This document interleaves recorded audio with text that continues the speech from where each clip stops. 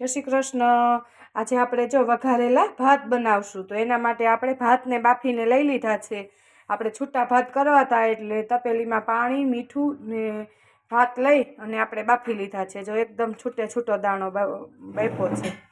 અને આમાં આપણે આદુ, મરચું, લસણ ને એને કટ કરીને લીધું છે। ડુંગળી 2 થી 3 ગાંઠ ડુંગળી લીધી છે, 1 ટમેટું અને 1 મરચું અને આદુ, અને આ છે લીમડો અને આ છે તમાલપત્ર, મરચું અને આપણે આ તજનો ટુકડો છે એ પણ લીધો છે। અને આમાં આપણે તેલ લીધું છે। હવે આપણે ભાતનો વઘાર કરશું। તો સૌ પ્રથમ આપણે ભાતના વઘાર કરવા માટે તેલ આવી જાય એટલે એની અંદર આપણે 2 દાણા રાઈ નાખશું। જો રાઈ તતડે પછી આપણે બધાય મરી મસાલા કરશું। જો રાઈ તતડે છે, હવે તેજપત્ર, સૂકું મરચું અને એક આપણે ઓલો નાખ્યો છે લાકડાનો કટકો। એ તતડે એટલે આપણે એની અંદર થોડા જીરું નાખી દઈશું। આની અંદર આપણે બટર અને ઘી પણ નાખી શકીએ, પણ અમે તેલ નાખ્યું છે। હવે આપણે લીમડો નાખશું,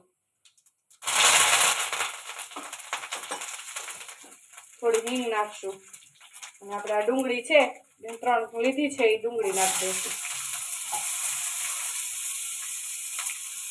ચલાવી લઈશું।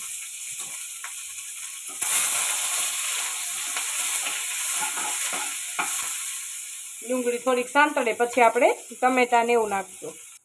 જો ડુંગળી સતળાઈ ગઈ છે, હવે આપણે 1 ટમેટું અને 1 મરચું લીધું છે એ નાખી દઈશું। આને પણ આપણે તળવા દઈશું।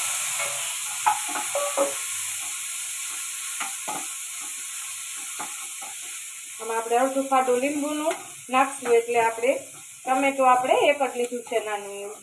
આમાં કેરીની કટકી પણ આપણે નાખશું અને 1 બટેટું પણ નાખશું।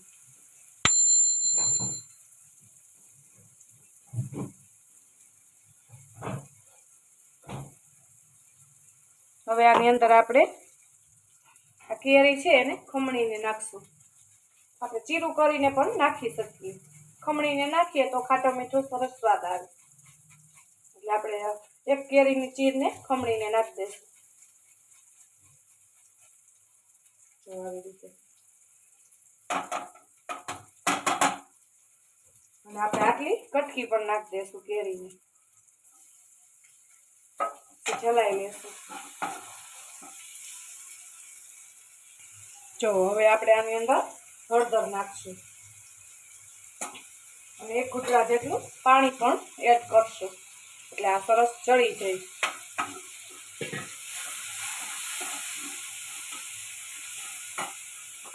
સ્વાદ અનુસાર મીઠું નાખશું, તમે ખાતા હોય એ પ્રમાણે મીઠું એડ કરજો।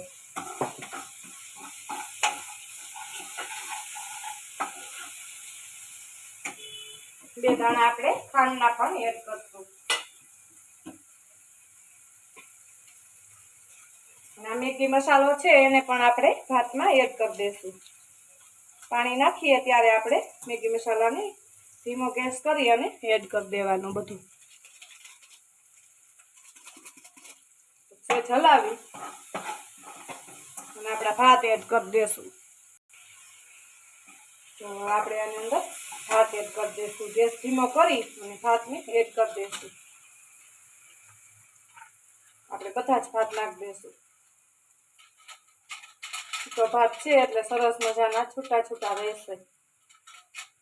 ભાતને આપણે છૂટા પાણીએ ધોઈ લીધા છે, ઠંડા પાણીએ, એકદમ છૂટો ભાત થાય। તો હવે આને આપણે હલાવી લેશું। આપણે આમાં મેગીનો મસાલો નાખ્યો છે એટલે ટેસ્ટ પણ જોરદાર આવે છે વઘારેલા ભાતનો। હવે આની અંદર આપણે અડધું ફાટું લીંબુ અને ધાણા ભાજીથી ગાર્નિશિંગ કરશું અને પણ સહેજ હલાવી લઈ પહેલા। આની અંદર તમે બટેટું, ગાજર બધું નાખી શકો, જે પણ શાકભાજી પડ્યું હોય એને સુધારીને તમે ભાતમાં નાખી શકો। તો આવી રીતે આપણે હલાવી લઈશું। પછી આપણે સ્વાદ અનુસાર ચટણી નાખશું, 1/2 ટીસ્પૂન જેટલી, બસ હલાવી લઈશું એકવાર। આની અંદર આપણે વટાણા પણ એડ કરશું થોડા, તો તૈયાર થઈ જશે આપણા સરસ ભાત। વટાણાને આપણે સ્ટોર કરેલા છે એટલે ગરમ પાણીમાં થોડીક વાર રહેવા દીધા હતા. ઘરના વટાણા હોય એટલે થોડાક હવે આપણે હલાવી અને ગેસ બંધ કરી અને હલાવી લેશું. જો આપણે સરસ મજાના ભાત તૈયાર થઈ જશે.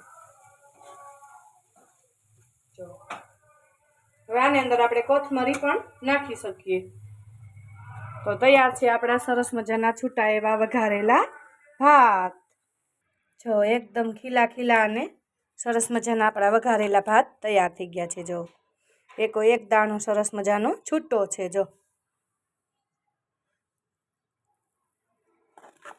છે ને. તો ચાલો બધા વઘારેલા ભાત ખાવા. Bye bye. જય શ્રી કૃષ્ણ.